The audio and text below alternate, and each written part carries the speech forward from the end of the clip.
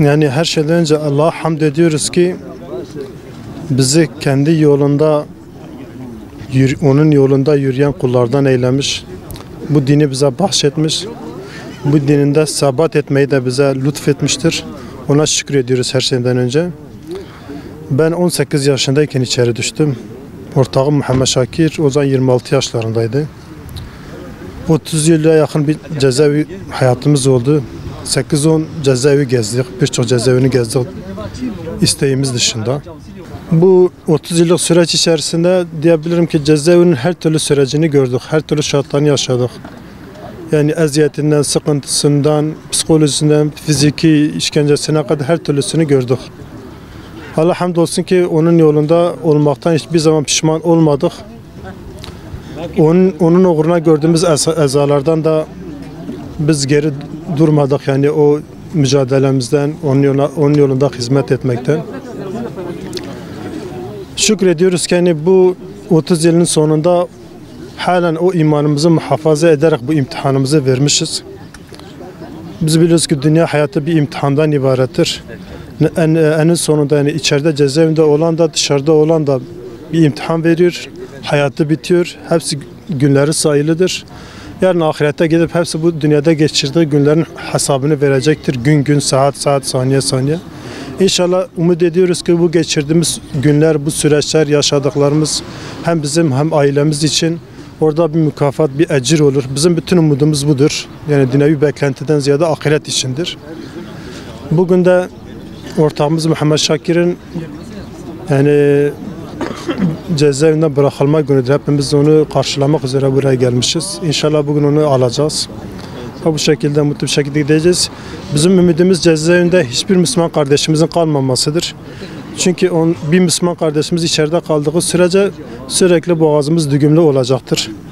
Sürekli yutkunacağız. Sürekli bizim tatlı anlarımızın, tatlı saatlerimizin içerisinde bir acılık olacaktır. Onu tam özümseyemeyeceğiz. Allah bütün Müslümanlara hayırlı kurtuluşlar nasip etsin. Hepimizin imtihanını kolaylaştırsın. Özellikle bu dünya imtihanında dünyaya kapılmaktan bizi muhafaza etsin. Çünkü bizim için asıl süreç yeni başlıyor. Biz orada dünyevi imkanlardan ve nimetlerden uzakken imtihanımız belki bizim için daha kolaydı. Her ne kadar ömrümüzün en güzel günleri orada geçirmiş olsak bile imtihan kolaydı. Bundan 3 ay önce tahliye olduk. Geride bizimle birlikte yakalanan arkadaşlardan da Muhammed abi de bizimle birlikte yakalanmıştı. Doğrusu biz tahliye olduğumuzda geride kimseyi bırakmak istemiyorduk. Bu ister istemez bizde de bir hüzün oluştu. Fakat bugün biz onun çıkışını göreceğiz Allah'ın izniyle. Elbette bu çekilen çile, bu zorluklar Allah içindir. Bizi içeriye atanlar, bizi bu kadar süre içeride tutanlar,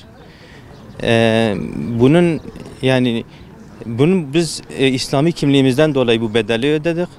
Bu hiçbir suçumuz olmadığı halde, hiçbir suçla suçlanmadığımız halde biz bu kadar süre içeride kaldık. Belki uzun süre kalmanın bir şeyi olarak biz geride kimseyi bırakmak istemiyorduk.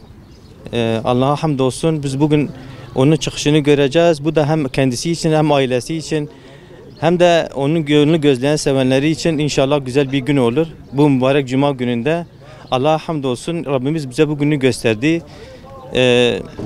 Bize bunu yapanlar, bizi içeriye atanlar yani bunun kendileri açısından belki hüsran olacak. Bizim açısından Allah'ın katında inşallah mükafat olacaktır. Bizim bir suçumuz yoktu. Biz İslami kimliğimizden dolayı yakalandık. Şimdi 30 sene kapalı bir defter gibidir. Yani iki kapak arasında olan bir süredir. Elbette bunun zorlukları, sıkıntıları, zahmetleri olmuştur. Fakat Allah'a hamdolsun Üstad Bediüzzaman'ın dediği gibi sıkıntılar geride kaldı, onların lezzetleri kaldı. Bugün onun yani bunu selametle bitirmenin bir bedeli olarak eğer bugün Elhamdülillah imanımızla, akidemizle, sağlam bir duruşumuzla biz çıkmışsak bu içeride Allah-u Teala'nın verdiği sabır ve metanetledir. Allah'a hamdolsun yani.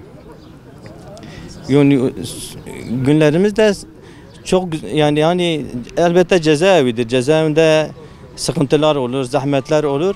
Fakat Allah'a hamdolsun metanetle, sabırla Allah-u Teala bize yardım ettiği için biz süremizi onun yani imtihanına yakışır bir şekilde elhamdülillah bitirdik. Allah'a hamdolsun.